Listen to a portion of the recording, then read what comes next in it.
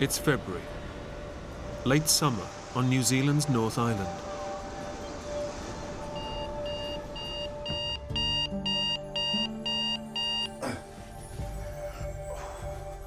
Naval officer Rob Hewitt is at a crossroads in his life. After 20 years in the Navy, Rob is about to become a civilian and is in search of a new career. As a 38-year-old man, I had a wife and children to look after. Rob, I wasn't too sure what I wanted to do. what is it that you're so scared of? Rangi, it's 6 o'clock in the morning and I'm late. I want an answer.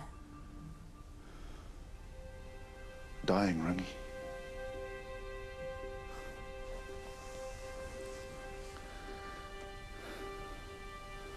Losing you. The kids.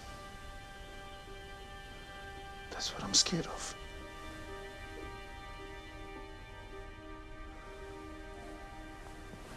I gotta go. Rob. The mood wasn't very good that morning when he left.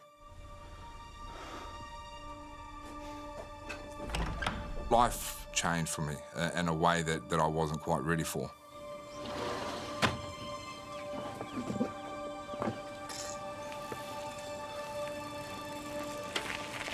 After 20 years in the Navy, you get 9 weeks leave, and you can go and decide what it is you want to try and achieve. Seeking a new direction in life, Rob hopes to use his Navy experience and become a professional diving instructor. Sorry, mate. I guess one of the things that I've been trained in was never be late. And what I didn't want to show for my first dive with the group of guys that I was with was that I didn't want to be late. After 20 years in the Navy, yeah, I was never late for anything. Let's go.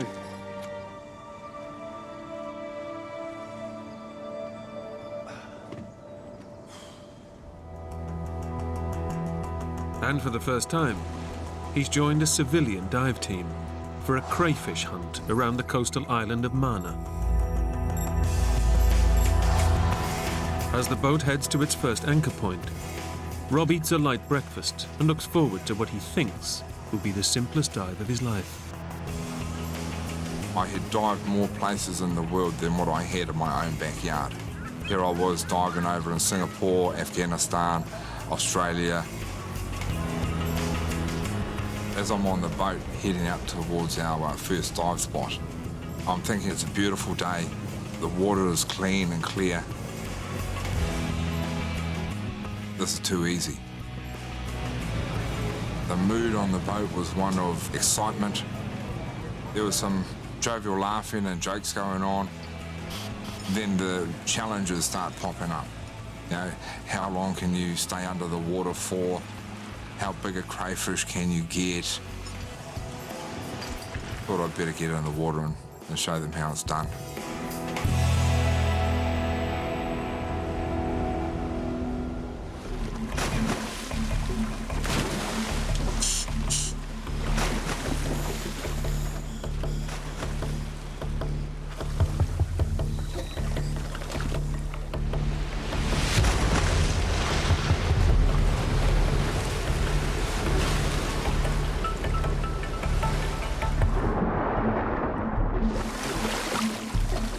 For safety, the divers all swim in pairs. As Rob heads under the water with his diving buddy, he feels the familiar thrill of excitement. I remember when growing up as a child, I used to watch that program Aquaman, Man from Atlantis, and used to dream that was me.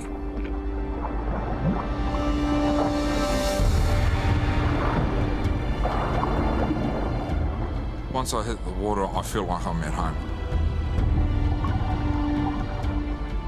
Once I hit the seabed bottom, I proceed to get myself in the hunter-gathering mode. Sometimes when I'm under the water, I'd look under a rock or behind a rock, and I'd think to myself, has anyone else seen this? Has anything else passed over this bit of rock? Am I the first person in the history of this rock to actually touch it or to look at it? And that gives me a sense of strength.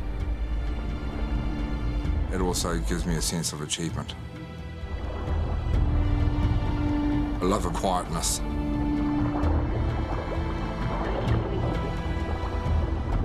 The only thing that I can hear is my heartbeat.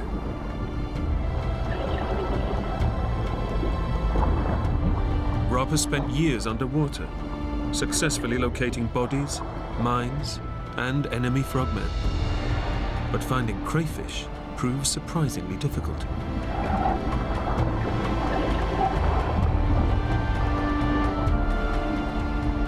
So I'd spend 20 minutes under the water and I'd come back with nothing.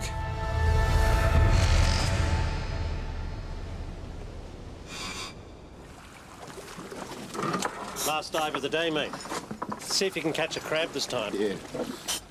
And then this guy showed me his crayfish and he just shoved it in my face and said, "Look at this." And I'm just like any other bloke. It's a bit of a challenge.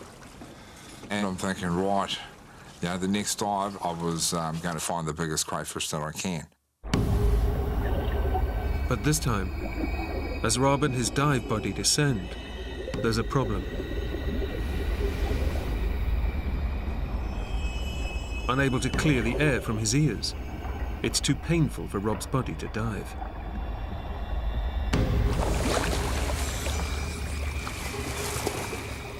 I felt gutted. There were 8 other divers under the water somewhere. Given his 20 years' experience as a Navy diver, Rob decides there's only one option: to dive alone. This is it. I'm going to come back with a sack full of crayfish and just show these guys that I'm the king diver. Rob's injured pride has clouded his professional judgment. Scuba diving is one of the most dangerous pursuits in the world. If he gets into trouble this far underwater, without a buddy, then there'll be no one to raise the alarm. As I'm swimming through the kelp and I push it aside, I see some sea urchins or kinna, and my wife and I love this stuff.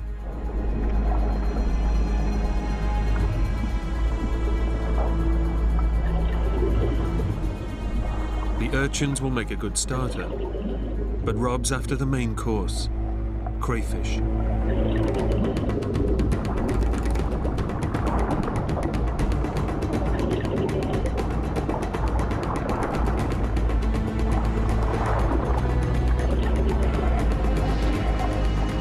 My instincts was to shoot off. Didn't care about the depth, I just shot straight after it. I start making my way through the kelp and the seaweed, looking around every nook and cranny.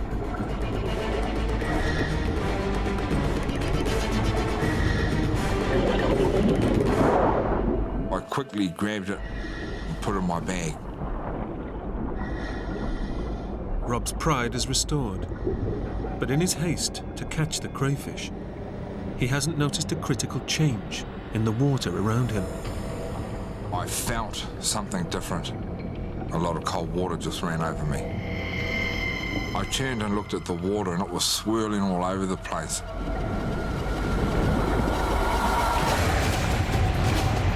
Suddenly Rob's hit by a powerful rip current, a narrow channel of fast-moving water that instantly drags him away from the dive site. I'm tumbling around, not knowing what's up or what's down. In the unstoppable current, Rob risks drowning by losing his breathing apparatus or smashing into an underwater boulder. I can feel myself getting deeper and deeper. And I remember thinking to myself, was this it? Was this death?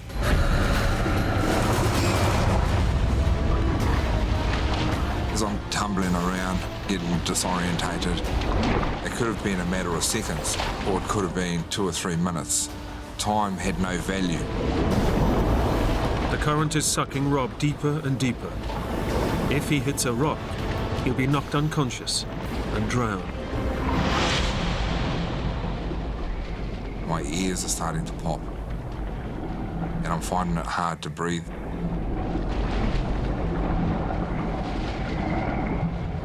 I grab the rock and I just push up.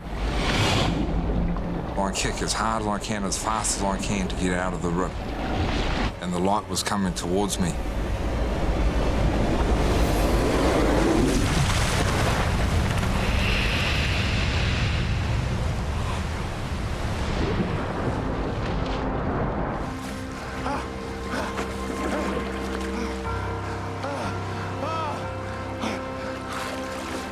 Oh, thank God! I was saved. My train of thought was that I'd only be around about 45, 50 metres on the stern of the boat. But then I turned around and I couldn't see where the boat was. I did a 360-degree turn and then I couldn't believe how far I was away from the dive boat. In a matter of minutes, the current has pushed Rob nearly a kilometre from the boat. A proud Maori man with years of training behind him, he decides to swim back to the boat.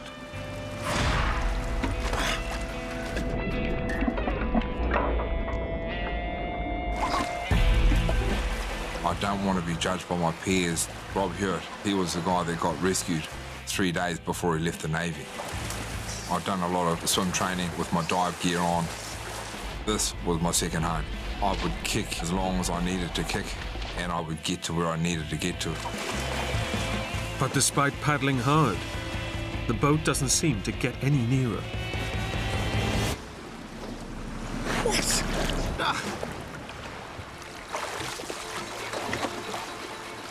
As I'm on the surface swimming towards the boat, every now and again I try and identify where the boat is.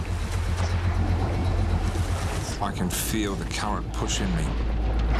I'm not making any headway. Dragged out into deep water, Rob is now in the grip of dangerous coastal currents that surge between New Zealand's North and South Islands. Help! Over here! Come over here, boss! I yelled out as loud as I could. Hey! Help! Over here! Help! Over here! But they couldn't hear me. They couldn't see me. Help!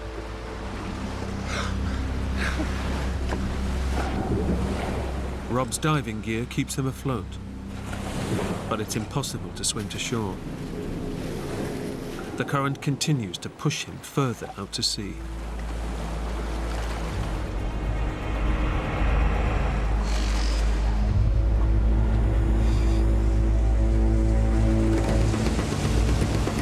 Rob's dive companions realize that there's a man lost and alert the Coast Guard. It seems like there's 2 to 3, 5 boats all looking.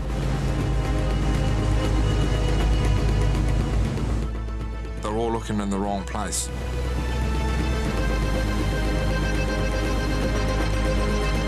Less than half a metre above the surface, Rob's outline is easily hidden by the swell, and the rescuers have no idea he's being washed away by a current. I need to get rescued by anything or anyone just to get out of the water. But as minutes turn to hours, the coastal waters suck him away from the search area, away from land, and into the deadly Tasman Sea.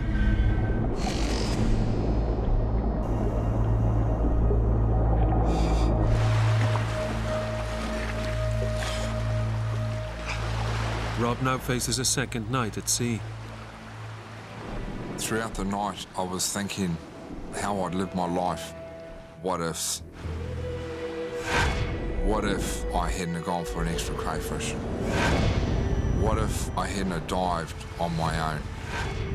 I was also thinking about my children and about my wife, about how I could ask for their forgiveness.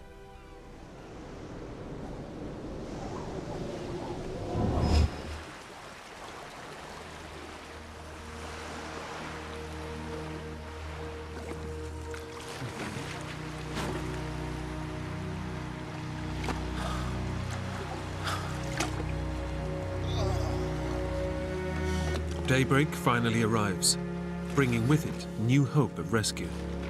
Help! Help! Somebody help! Please. Please, God. But as Rob begins his third day alone in the ocean, he knows he is perilously weak.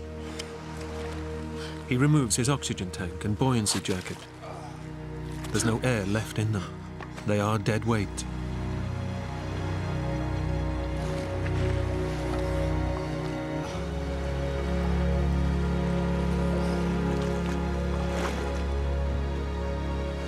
His thick wetsuit still keeps him afloat, and with clear skies above, he feels a glimmer of hope returning.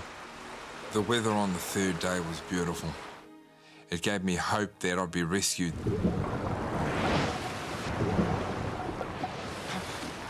But Rob has been lulled into a false sense of security. I see a shape, something quick just coming past.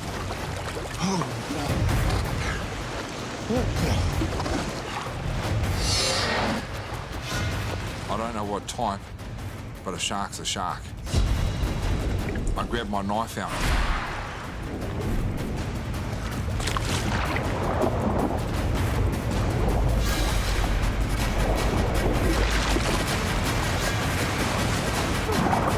As I'm thrashing around in the water, I feel helpless.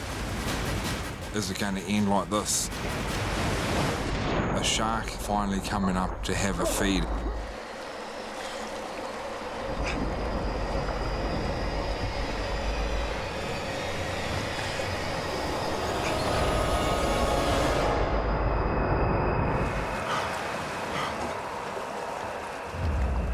I just stayed there motionless.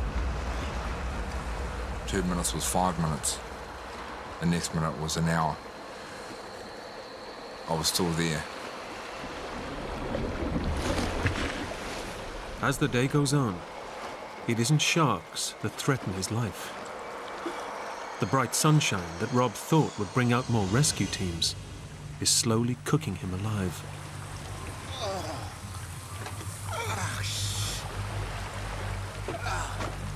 The sun was beating down throughout the whole day.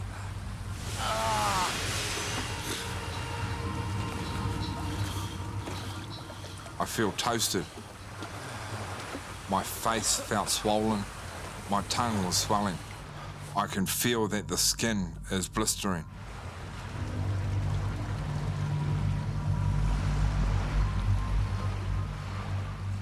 All of the cuts and the scars along my face were starting to bake, and the water, the salt water, was getting into the cuts.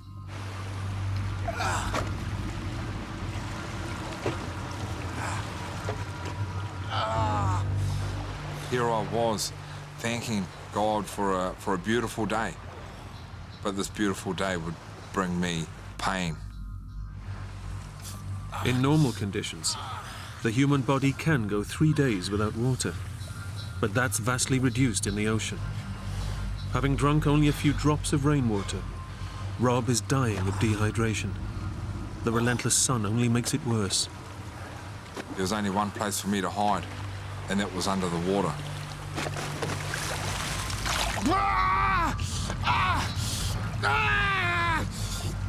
But every roll below the surface washes salt water into open sores.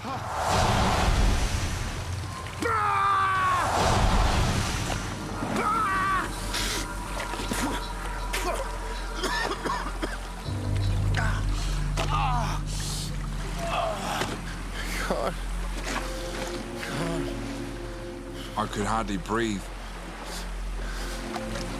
Please, God. He's seen no sign of rescue for 3 days. And if the sharks don't kill him, lack of water certainly will. He can either wait for a slow and agonizing death, or take things into his own hands. I feel like I just had a gutful of the torture. I just felt like it was my time just to say goodbye to everyone and everything. Dear God, Look after my family.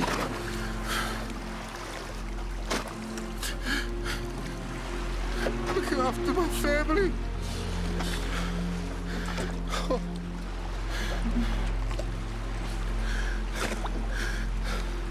Rangi.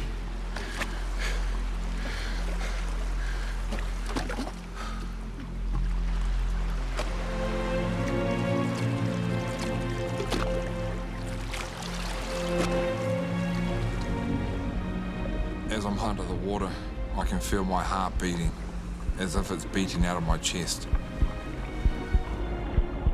I can just feel the thump, thump, thump in my head. Oxygen is wanting to get there, but I'm not allowing it to. I just wanted to kill myself.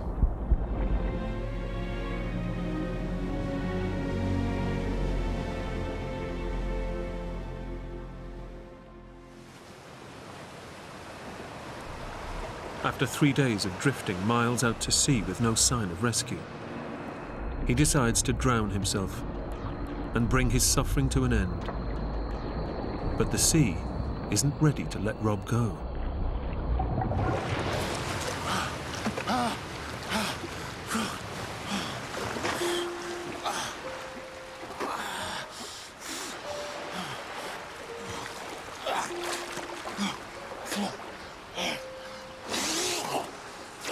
When I came to, I felt gutted.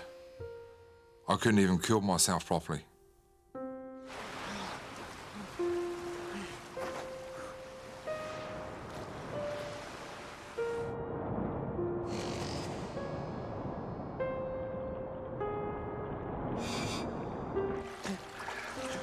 Rob now knows he's facing certain death alone and takes what comfort he can from thoughts of his loved ones.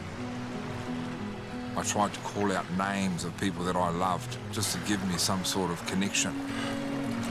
Casey. I love you, son.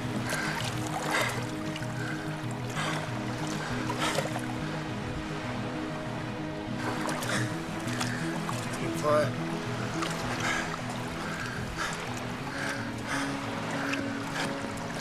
Rangi.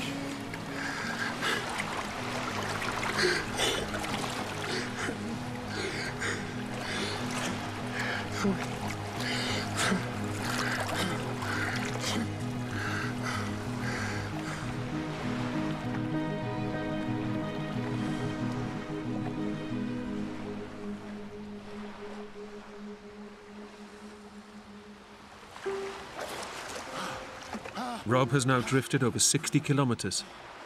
Ironically, the ocean current that pushed him north switches and drives him back towards the dive site. But approaching a third night in the water, Rob is too weak to notice. I thought to myself, well, if I wake up in the morning, I'll wake up. If I don't, I'll be with my grandparents.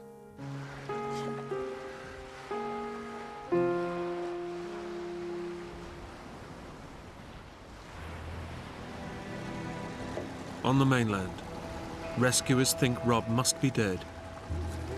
But his wife, Rangi, refuses to believe he's gone and calls to her Maori ancestors with an offering. Tangaroa hoki mai toku whaia ko. Tangaroa hoki mai toku whaia ko. Tangaroa hoki mai toku whaia ko.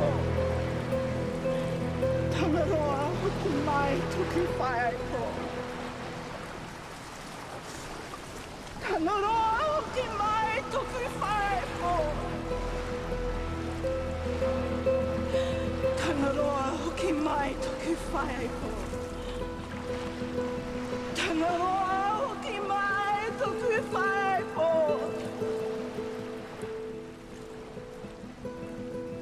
I had my greenstone, which one of my grandparents had given me, and tied it with my daughter's stone that Rob had given to her.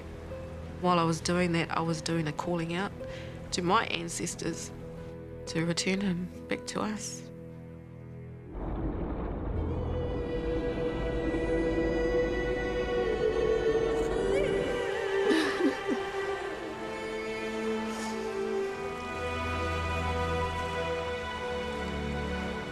I've given you these tonga of hours. Now give my tonga back to me.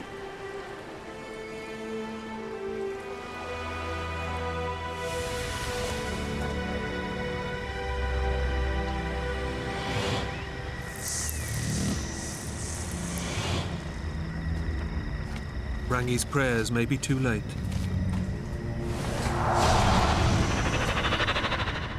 After 4 days, with barely any fresh water, Rob's behaviour becomes wildly irrational. I felt claustrophobic in my wetsuit. I had started to strip it off. I chucked my dive hood as if I'm in the garage, just tossing it on the table. The insulating layers of rubber are the only thing preventing him from dying of hypothermia. But he no longer cares. I then take off my dive fins. And the dive fins are the last thing that any diver would take off because they're the things that are going to keep you up when you're kicking.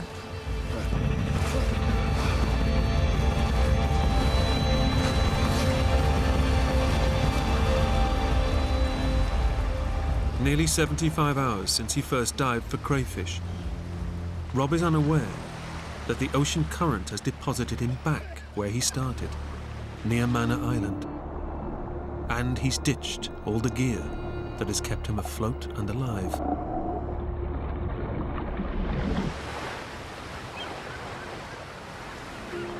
I can feel the energy going quickly, the will to live disappearing and waiting for death to come.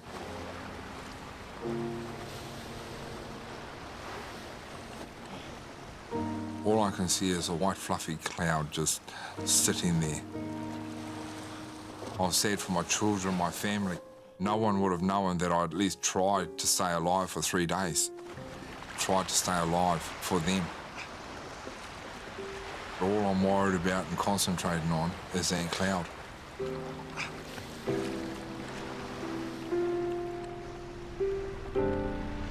I hear this sound. And I see this thing in my peripheral vision. Is it the sound of death?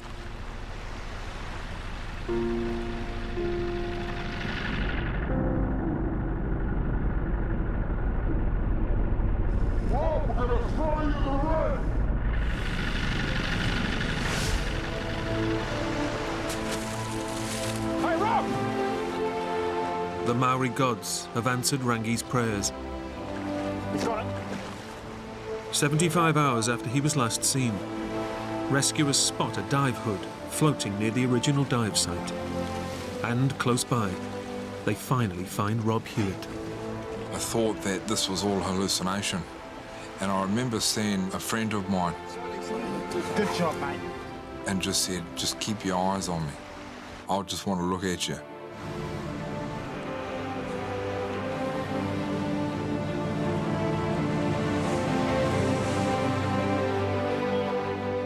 Rob was rushed to hospital, suffering from extreme hypothermia, chronic dehydration, sea lice and sunburn. He'd lost nearly 10 kilos in weight. 14 months later, my wife and I had a daughter called Oho Mairangi, which means the awakening. Rob finally retired from the Navy. He now works as a diving instructor in the very waters that so nearly took his life. I'm happy and I'm alive. And that's what really counts.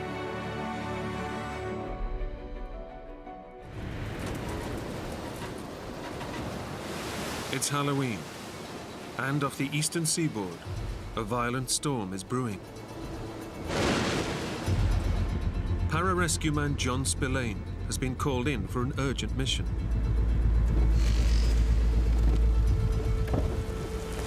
You picking up, huh? A pararescue man is a skydiving, mountain climbing, scuba diving, surviving medic. We would take enormous risk, and we were willing to take that risk to save life. He's part of a military chopper crew, standing by to rescue sailors trapped by the storm. It's the training flight stuff. Yeah, come on. What is it? We got a rescue mission from the Coast Guard. Fellow pararescue man Rick Smith has news of a stranded yacht off the coast. Okay, guys, take a seat. So, we got a Pilot Dave Rivola leads the five-man team. We all evaluated the weather, and yeah, it is risky, but there was somebody's life at stake. The stranded yacht is located 450 kilometers off the coast. 39, 57 minutes north. Co-pilot Graham Bushaw will navigate them there. In this particular situation, 250 nautical miles out to sea, it's beyond the range of most helicopters. So yes, it ramps up the risk on the mission substantially. Only the military's helicopters can reach the yacht. Looks like this could get rough. We all set? Yes, sir. But it'll require dangerous mid-air refueling. Okay, Jim. Cockpit checklist. Yeah, APU control switch. The crew of Air Force Rescue 110 is ready to roll.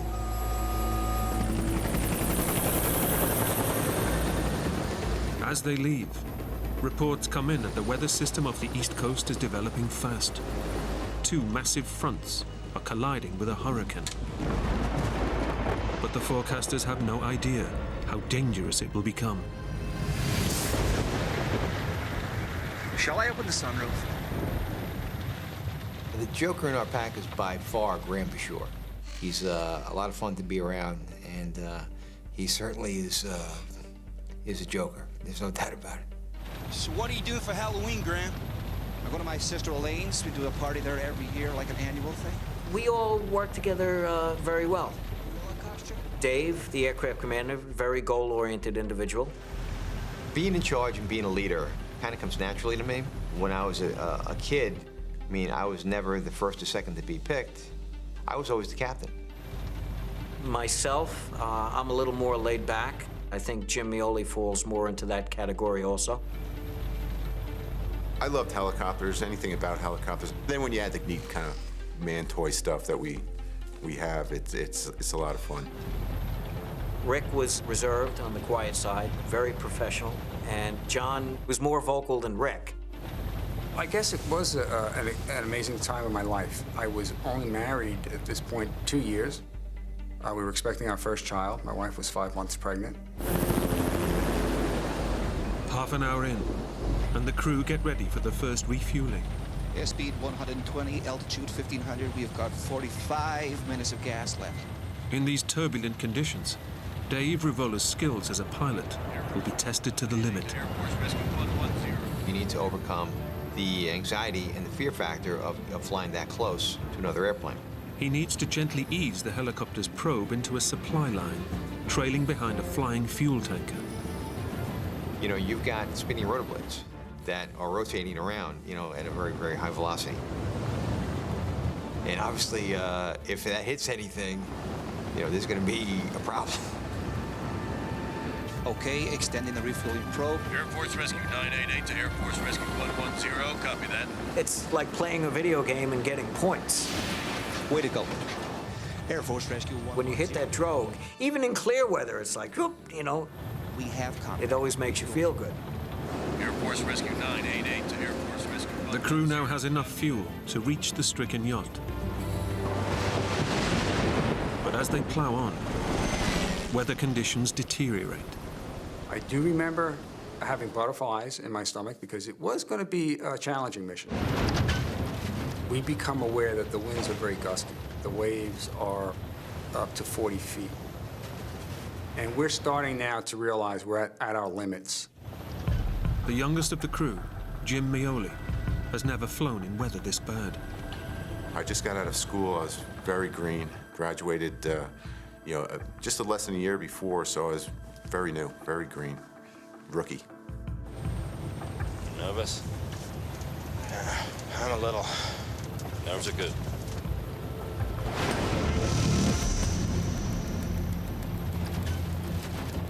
Two hours in, Air Force Rescue 110 reaches the stranded yachtsman.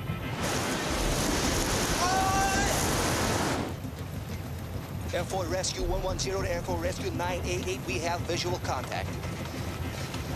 I don't like the look of this, Dave.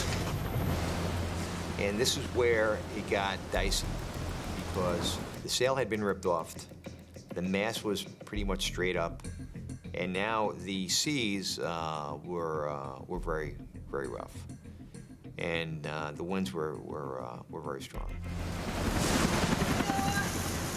Again, this guy in the boat, he looked like, to me, like a rubber ducky in a bathtub. He's just getting splashed around or knocked around.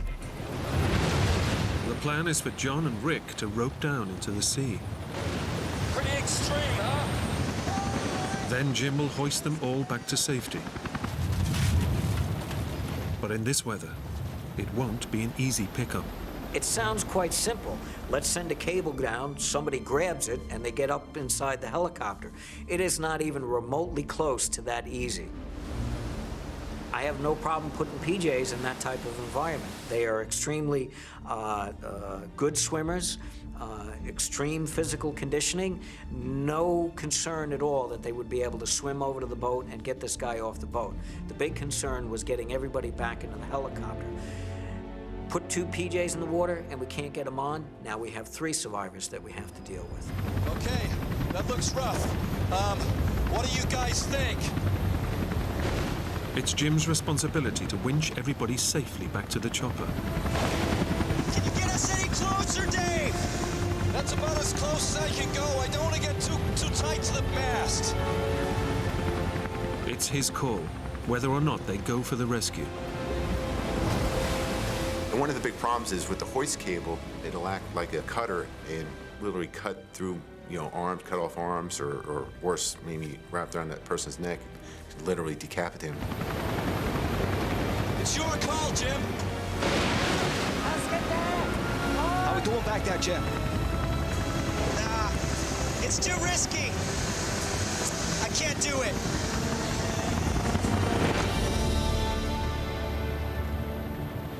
It was a tough decision. It really was.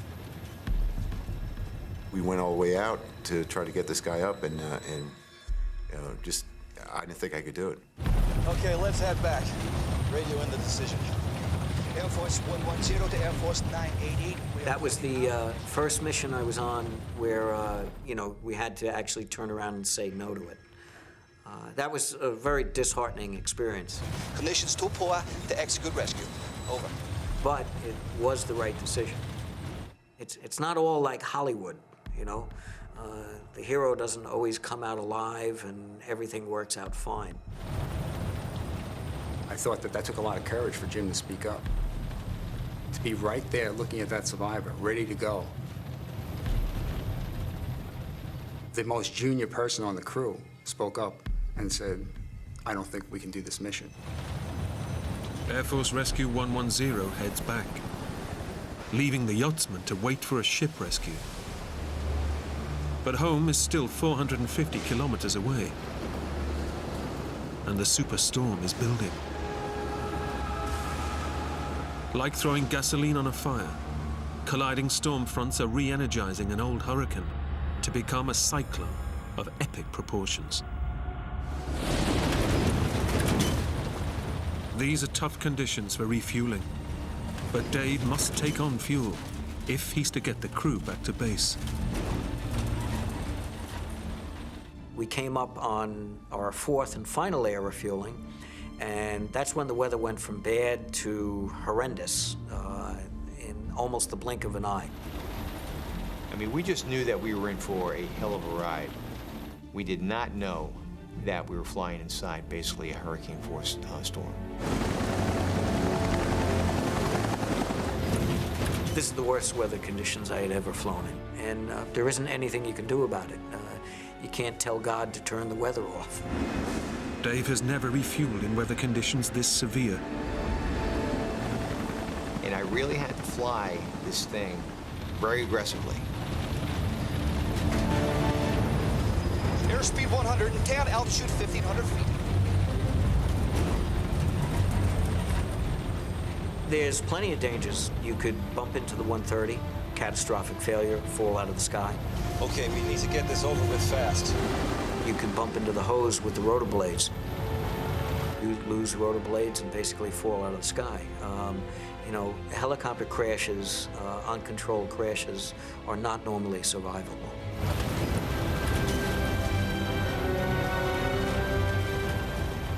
There was turbulence that, you know, was really rocking us left and right, up and down, any which way you can imagine. We were hanging on for dear life. Guys are vomiting. The airplane being buffeted, you know, plus or minus 100 foot. I'm trying to go down, it's going up. We've got 20 minutes of gas. Fuel is running low. It's critical that we get it. There's no place else to go to put the helicopter down other than the ocean. They're still 150 kilometers from land. Where the hell has it gone? And he can't even see the refueling plane through the clouds. Back off! Back off! Couldn't hide from my own guys. They saw me up close and personal and what I was up against, trying to get this damn probe in this drogue. Yeah, there were a few choice words that came out of my mouth inside the cockpit. There's no doubt about it. The cloud ceiling is dropping, going down to 500. Air Force Rescue 112. We're doing a lot of suggestions, turning in a different heading, different direction, climbing down, all different situations to find clearer air so we can get gas and get home. We'd like to try this at 500 feet. Dave takes the chopper lower to get below the storm. But the turbulence only gets worse. Come on. Come on. We'd been doing this for more than half an hour. Well, now I knew we were crossing that line, that things were beyond our control, that we may not get fuel. And once I realized that, the thought of ditching the helicopter became a reality. And that was actually the most frightful period for me of that whole mission, was that thought, to realize we may have to abandon the helicopter. Altitude 490 feet. Dave knows he may only have one more chance to connect with the refueling drogue and save his crew. 5 minutes of fuel remaining. At that point, my low-level fuel lights begin flashing. Now it's decision time. If we don't get this fuel, we're all going swimming. 5 minutes of fuel remaining. Dave has run out of time. He faces the hardest decision of his life. There was no option left.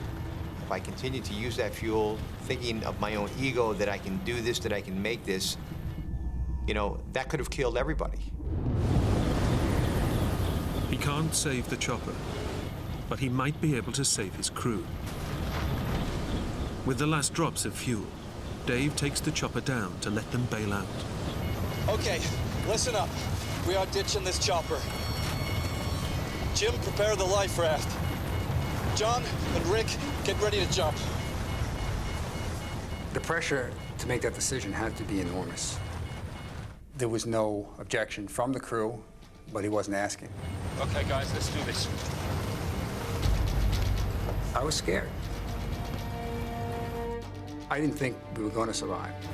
Mayday, mayday, mayday. This is Air Force Rescue 110, ditching at coordinates 3. It was something that I don't think everybody really believed was happening, even though it was actually happening. So when he said ditching, I didn't think I could do it. I think it was more of a being scared out of my mind.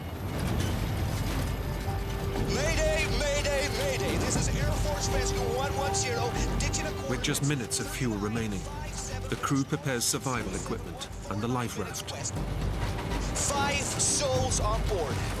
Okay, I'm coming to the harbor. I want everyone out of here. Air Force 988 to Air Force Rescue 110. Copy your mayday in position. Dave hovers just above the crest of the waves to let the crew bail out.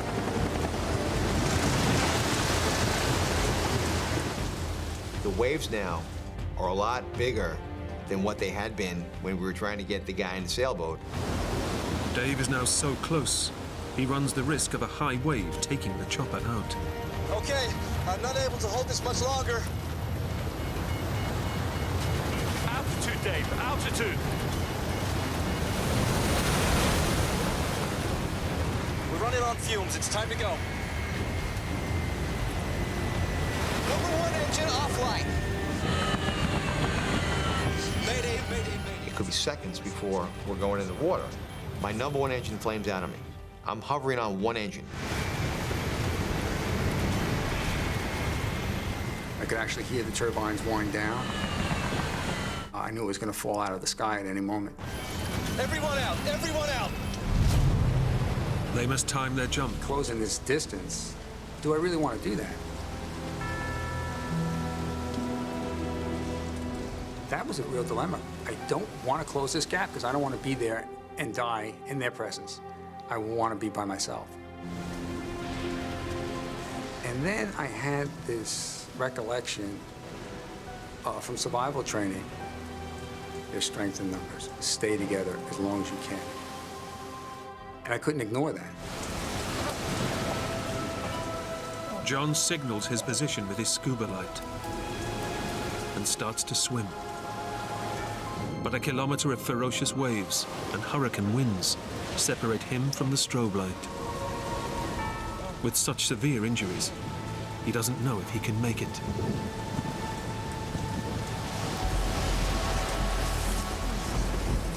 We saw a light, and this light got brighter and brighter. You know, what the hell is it? It's on the surface, and it's not a life raft. And I just kept swimming and swimming.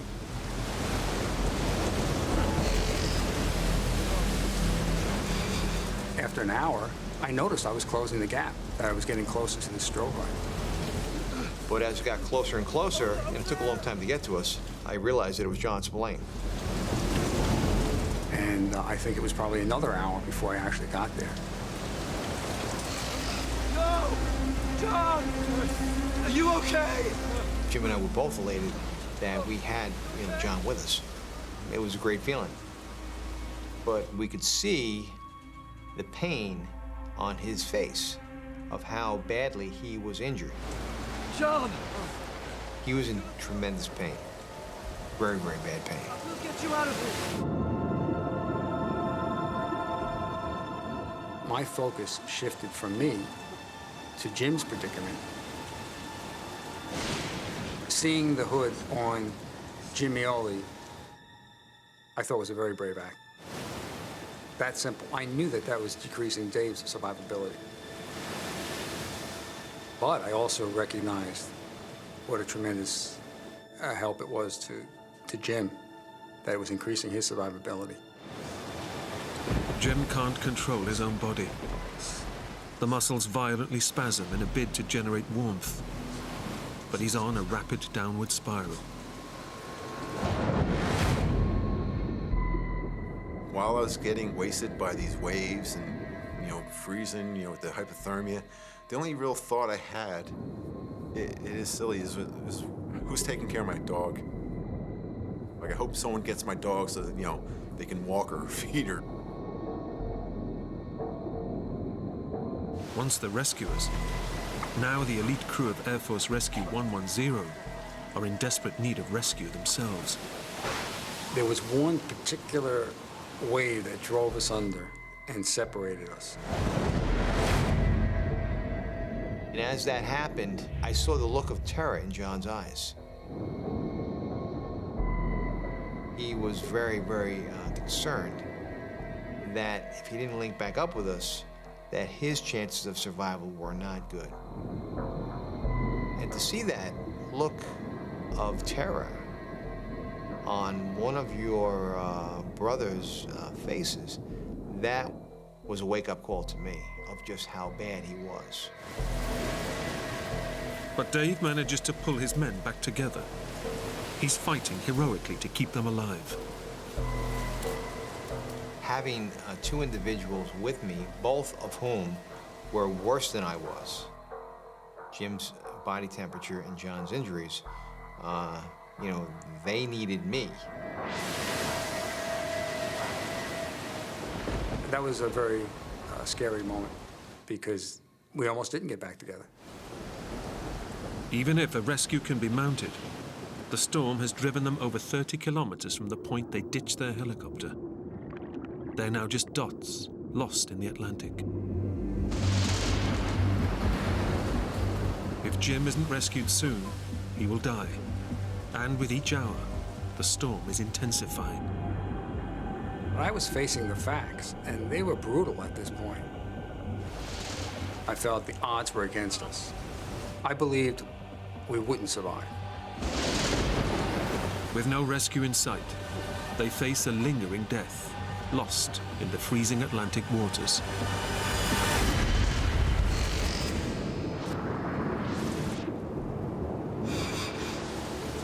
Stay with us, Jim. Stay with us. Dave struggles to keep Jim alive, but he's in the final stages of hypothermia. Jim! He's losing consciousness. Jim, you stay with us. His vital organs are shutting down. The hypothermia kind of made me like in and out of awareness of what was going on. I was concerned that Jim would go into a coma, yeah. But that's how he would eventually go. He was lethargic, he was slow. Jim was slowly fading away. But just when there seems no hope, Over here! All of a sudden, we saw lights kind of like reflecting against the clouds. their mayday calls have been picked up. A Coast Guard helicopter has battled 150-kilometer-an-hour winds to reach them. Their cabin door went open on the right side, and their hoist operator actually was sending out a rescue basket on the end of the hoist cable. And we're like, oh, this is great, we'll be done soon. It was this incredulous feeling that we actually overcame the odds here. Yeah. But as I watched him, I could see his altitude fluctuating. At times, it looked like he was going to be driven right into the sea. At some point, I know Dave Rivola yelled to me that he didn't think he would be trying this, implying that if he had been flying that helicopter, he didn't think he would be trying it. He was right there. He could see us, but he couldn't get us, based on the intense, conditions out there. The Coast Guard helicopter battles for an hour trying to rescue them before accepting defeat.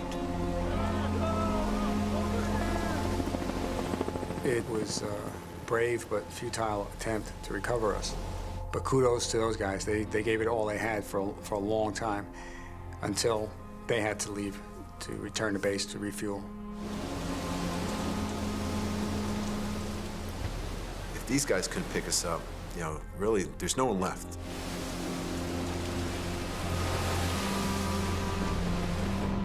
The last survivors of Air Force Rescue 110 have fought to stay together. Now, they will die together. You can't fight Mother Nature.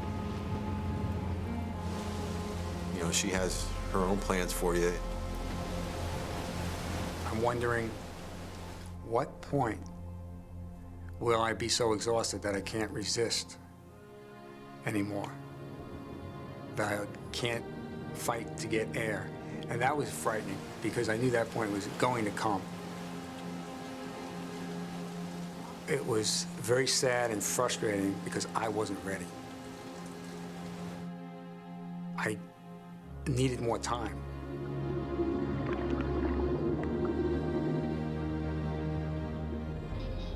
They needed me, and I was going to do whatever I had to do to, make it through, get them through this, get us through. Even to this day, I wonder how Dave had such strong hope. I don't think he doubted that he was going to see the rest of his life. He was going to see the next day and the day after that. Then we saw lights again. And I said to the guys, I said, that's a ship.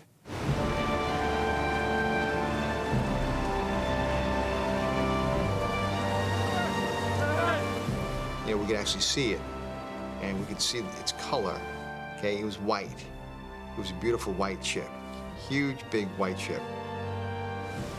And then they began to fire off illumination flares.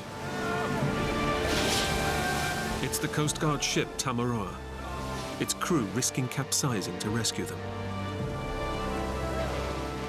The hope was back. That's the way out. That's our ticket home. Love those guys. Tamaroa Coast Guard, all the way. We, by the grace of God, were bound together that night of October 30th, 1991. and we will forever be bound together based on that incident. It took Jim Meoli a year to recover from the ordeal. John Spillane underwent a number of operations for his injuries.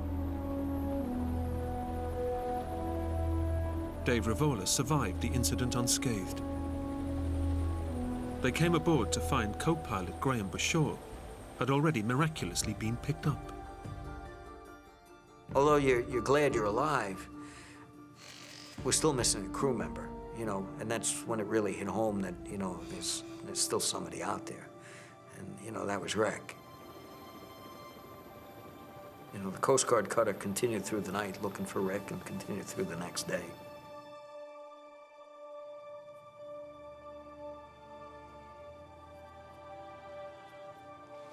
And, well, they never found him. And that was particularly hard. For 10 days, a combined forces operation searched almost 100 square kilometers of ocean for Rick. His body was never found.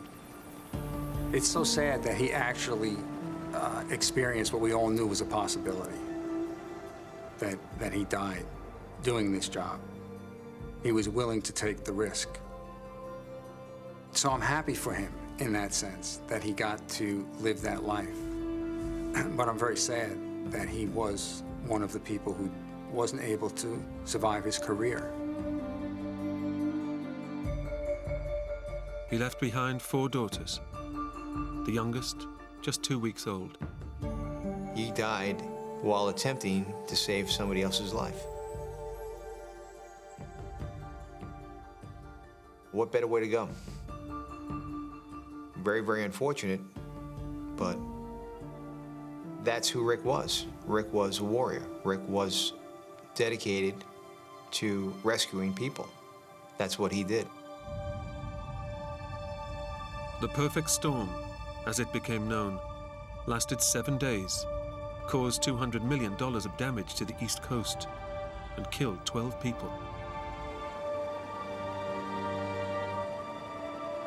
All 4 crewmen returned to active duty. The sailor they'd been sent to rescue was picked up by the Coast Guard the following day.